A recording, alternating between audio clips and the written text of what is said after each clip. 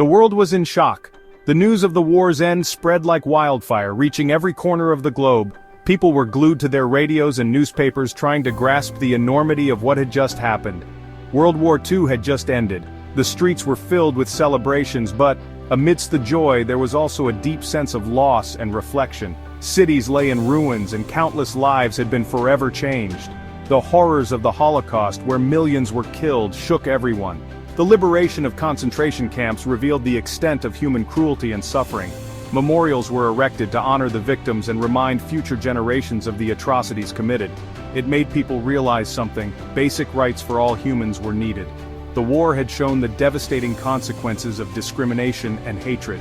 People from all walks of life began to demand a world where everyone's rights were respected and protected. This was the driving force behind the Universal Declaration of Human Rights, or UDHR. Leaders from around the world came together to draft a document that would ensure the protection of fundamental human rights for all. Before the war, there was no global agreement on human rights. Different countries had their own laws and beliefs about what rights people should have, leading to a fragmented and often unjust world. Different countries had different ideas about what rights people should have. The war changed that. The shared experience of suffering and loss brought nations together, fostering a sense of global unity and cooperation. It showed everyone what could happen when human dignity is ignored. The images of suffering and the stories of those who endured unimaginable hardships served as a powerful reminder of the importance of protecting human rights. In 1948, the United Nations came together. Delegates from various countries met with a common goal: to create a framework that would prevent such atrocities from ever happening again. They wanted to prevent such atrocities from ever happening again. Through intense discussions and debates, they worked tirelessly to draft a document that would stand the test of time. Their answer was the UDHR. This landmark document was a testament to their commitment to ensuring that the horrors of the past would not be repeated. This document outlined the fundamental rights and freedoms that every human being is entitled to, regardless of race, religion, gender, or any other status. It was a bold declaration that aimed to create a world where everyone could live with dignity and respect. The UDHR was a landmark achievement. It represented a collective commitment to a better future, one where the rights of every individual were recognized and upheld. For the first time, the world had a shared understanding of what it means to be human and what rights come with that. This shared understanding laid the foundation for a more just and equitable world where the dignity of every person is honored and protected. The Universal Declaration of Human Rights, often abbreviated as the UDHR, is like a rulebook for how countries should treat their people. It was adopted by the United Nations General Assembly in 1948 in the aftermath of World War II, as a response to the atrocities that had been committed.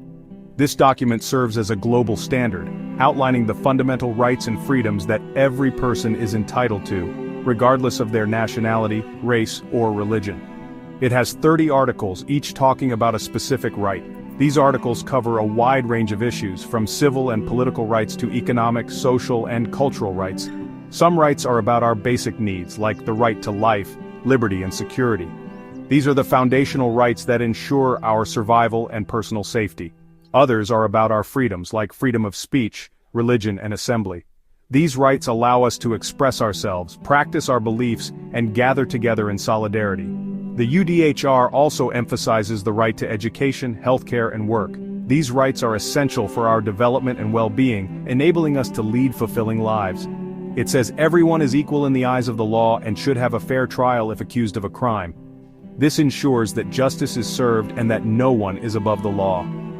Importantly, the UDHR isn't just about individual rights. It also talks about our duties to each other and the need to build a just and peaceful world. This collective responsibility is crucial for the betterment of society. It encourages us to help one another, to stand up against injustice, and to work towards a world where everyone can live in dignity and peace. Think of the UDHR as a guiding star. It sets high standards for how governments should treat their people, providing a benchmark for human rights that we can all strive towards. It serves as a reminder to leaders and citizens alike that human rights are universal and must be upheld at all times. Of course, not every country follows all the articles perfectly all the time. There are still many places where human rights are violated and people suffer as a result. But the UDHR is a powerful tool. It provides a framework for activists and organizations to call out injustice and demand better treatment for all. By raising awareness and advocating for these rights, we can work towards a world where everyone is treated with the dignity and respect they deserve. Let's look at how the UDHR plays out in real life. The Universal Declaration of Human Rights, or UDHR, is a milestone document that has shaped the way we think about human rights globally.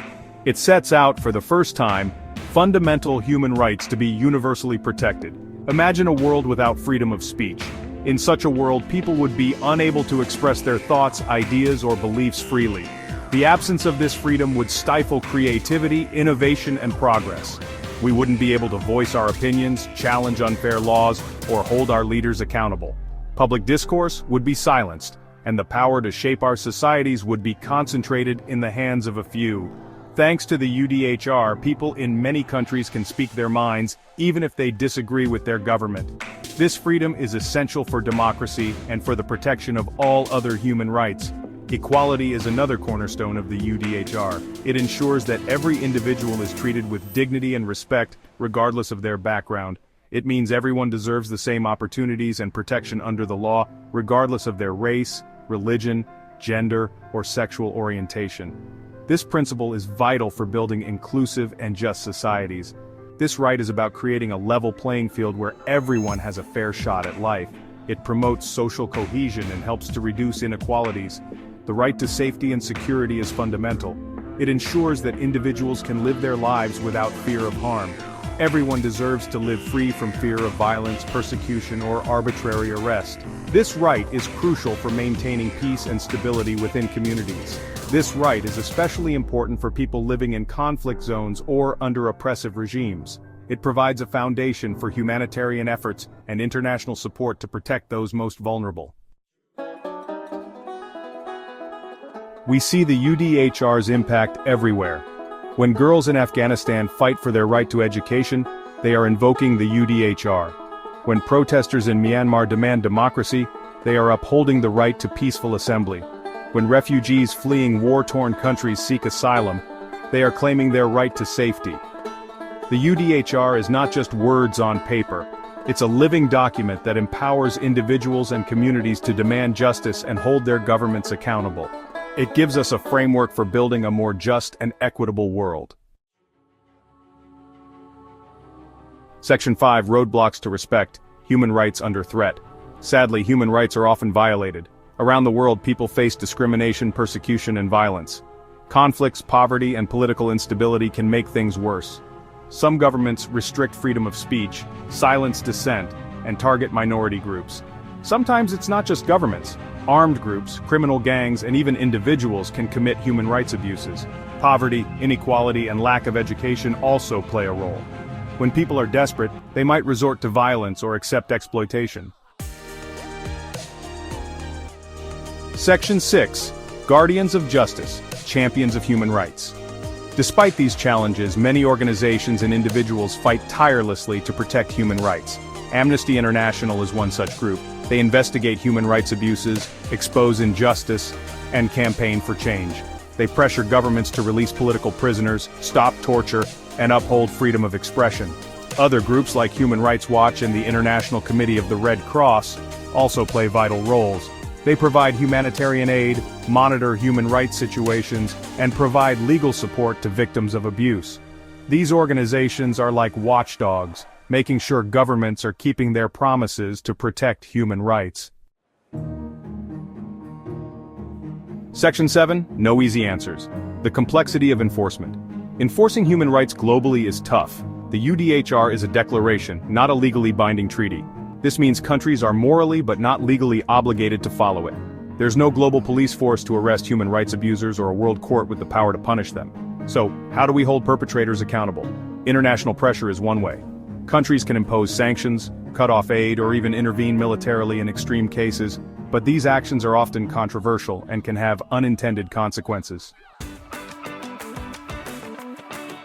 Section 8. The unfinished battle progress and setbacks. The fight for human rights is a marathon, not a sprint. We've made progress since the UDHR was adopted, More people have access to education, healthcare, and opportunities than ever before. But challenges remain. New threats, like climate change and online hate speech, require fresh thinking and action. We must remember that human rights are interconnected. Violating one right often leads to violations of others. For example, discrimination can limit access to education and healthcare, trapping people in a cycle of poverty and disadvantage. Section 9. Our shared duty, safeguarding human dignity for all. The UDHR is a powerful reminder that we are all connected. Every human being, regardless of background, deserves to live with dignity and freedom. Upholding human rights is not just the responsibility of governments and organizations, it's a duty we all share. We can all make a difference. By speaking out against injustice, supporting human rights organizations, and promoting tolerance and understanding in our communities, we can help create a world where everyone's rights are respected and protected. Remember, the pursuit of human rights is a continuous journey. There will be setbacks, but we must never give up hope or stop striving for a more just and equitable world for all.